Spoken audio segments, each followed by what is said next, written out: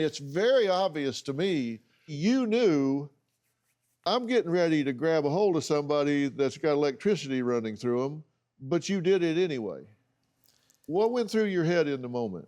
Yeah, definitely. I knew from back in high school, I took residential house wiring, so I knew like how to deal with somebody who was being electrocuted. But at the time, I didn't have the actual equipment to help me. But it's just like this man is going to die, and I got to do something, even if it means putting myself at risk. Yeah. Now, what they told you in that high school class was don't touch them or have big rubber gloves, and you didn't have that. What did you think was going to happen, and what did happen? What happened to your hands? What happened was exactly what I thought was going to happen. Yeah. I got shocked. It was twice before I was able to grab him without feeling anything. On the third time, Yeah, so when you grabbed hold of him and pulled him that whole time, you're getting shocked, right? Mm-hmm. How many people on the platform that could have helped but did not? about like 30. You had people getting off the train to see what happened, people that's about to get on the train. Yeah, and you said people were yelling at you, don't touch him. He's getting electrocuted. Yeah, I heard somebody saying, don't touch him, you're gonna get, that's literally like the only voice I heard like as soon as I got down there, and it's just like, I had to stay focused.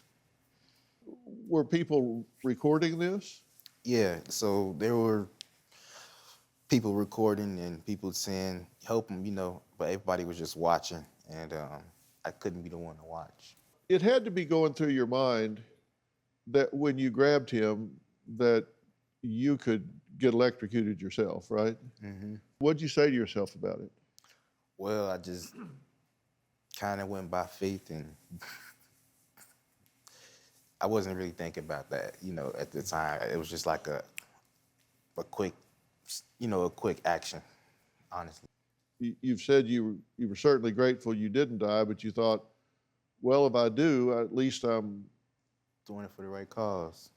Yeah, when I look back at the video, well, first, like what happened where, it was people fighting. So I feel like that's probably why people didn't want to help, or mainly because people were in fear or they didn't know what to do. But no, I just seen it as another person, a human needing help. And, no matter what they did, it does, you still take action. Yeah. And you're the one guy out of everybody on that platform that jumped down there and helped that man and saved his life. Right.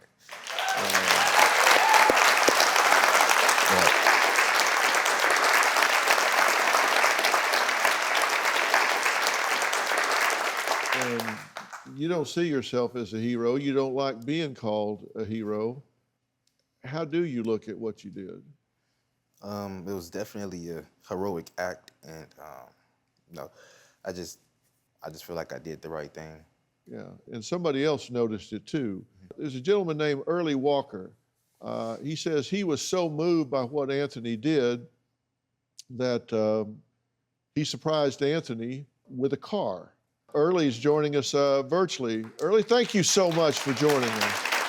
Thank you so much for having me, Doc. This really inspired you and moved you when you saw this, right? It did. When I saw this, my wife actually showed me the video. She said, hey, look at this. When I saw this, I instantly was like, you know what? I have to help him, And so I found out, just through other media blogs that the reason why he was on the train is because his car had broken down. And so I instantly said, okay, let me go to a local car dealership and let me do my part. And I scraped up some cash, and I, instantly was like, hey, let me try to get the best vehicle on this lot for him because he deserves it. Because contrary to what he says, he is a hero. Yes, he certainly is.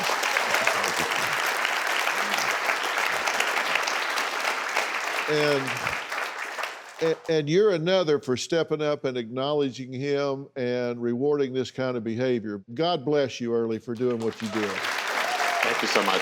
Do you have a story or a question for me? Click the link in the description and tell me what in the world is going on.